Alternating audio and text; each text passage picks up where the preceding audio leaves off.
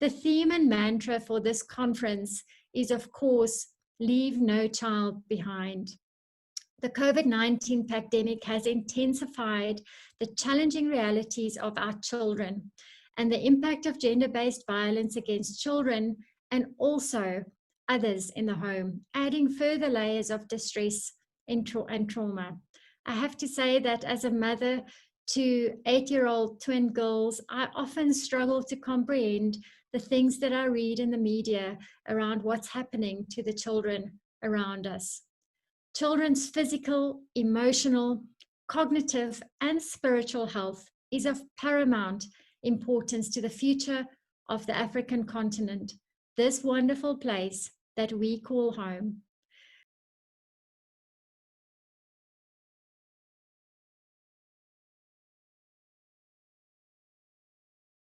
It's a pleasure to address the African Regional Child Trauma Conference, and I would like to thank the organizers for their invitation to participate.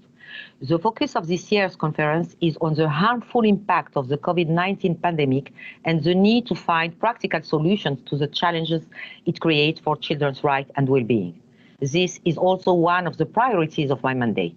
We know that globally the risks posed by the COVID-19 crisis to children are enormous. This pandemic is not only a global health crisis, it is a humanitarian and socio-economic crisis that is exacerbating inequalities, discrimination, social disparities, and children's vulnerability. We are from a small community in Limpopo, South Africa, and there's a lot of difficulties there. Growing up, it has been really hard for us. The place, it has a lot of poverty. Many places have no electricity, and most of the homes do not have running water. It is very difficult. The challenges these kids face, it's devastating. Many of our kids' parents have passed away. They've got to look after their little siblings on their own. So to try and help those orphans and vulnerable children, we started a choir. My father passed away 2 years ago. Everything changed. It was very difficult, and I had to take care of all of us, and I used to feel like the world is closing up for me. How is it going to be okay? When they join us, many of our kids have the weight of the world on their shoulders, and to them, their problems feel insurmountable. For us, it's not easy to dream, so I didn't like to smile. But after joining the choir, I found my voice, and it brought back the smile on my face. Being in the choir, it just gave me a sense of belonging and confidence to not be afraid, that it's okay to dream. So you just know the sky is the limit. Exactly. That's why now we want to show the whole world that anything is possible. They come from one of the poorest communities in the world. Yet these kids manage to lift themselves up. To see them standing on the stage of America's Got Talent tonight, I just... Sorry. That was... Yeah.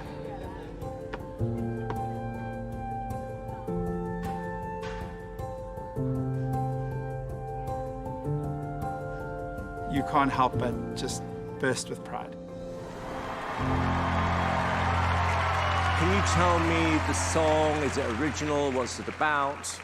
So the song that we're going to sing for you today is called My African Dream. Couldn't be more perfect for today because it expresses hopes and dreams. And our dream is to let children around the world know that just because you're born in poverty, it doesn't mean that you are poverty.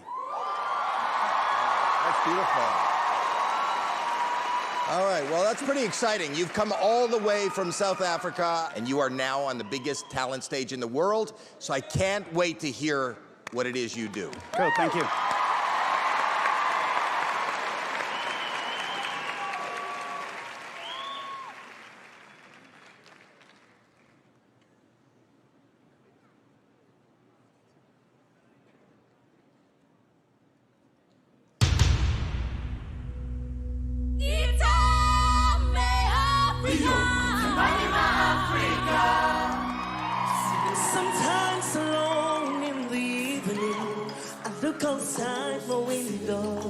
at the shadow in the night.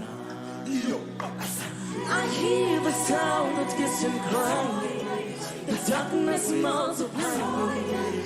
The weary hearts tonight. Just so bubbly and so giving me some pep up this morning.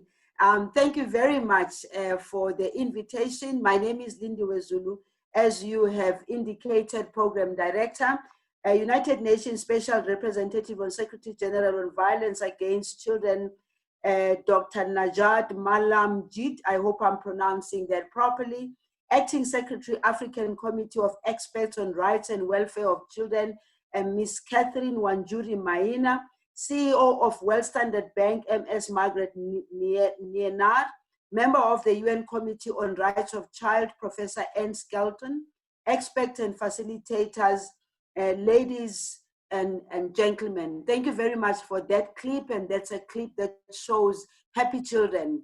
And this is what we'd like to see of our children being happy. I hope all of you can be able to go back into the story and the history of those young children who were singing there, who come from, who are very underprivileged, who come from communities that are underprivileged, but look at where they are, look at the happiness that they exude. And I think that that's what we need to see our children in the future. The future belongs to them. It is a privilege for me to be part of this important occasion, the African Child Trauma Conference, which seeks to attend to the critical elements of the life of an African child. These elements may be summed up as inequality and lack of access to basic social services. Thank you very much, Tazuma. And thank you very much for handing over the candle of hope to me. For me, this session is about hope. It's about dignity, but it's also about enabling the agency of our children. So good morning, everybody, and welcome to the session on building a resilient Africa through advocacy, advancing child rights. Can I also invite Prof. Anne to also put on her video so the session just flows. Excellent. Thank you very much. And can I invite my panelists to wave to everybody? I don't pretend that I can meet the spirit and the drive of Tazuma, but we'll try and keep all of you excited.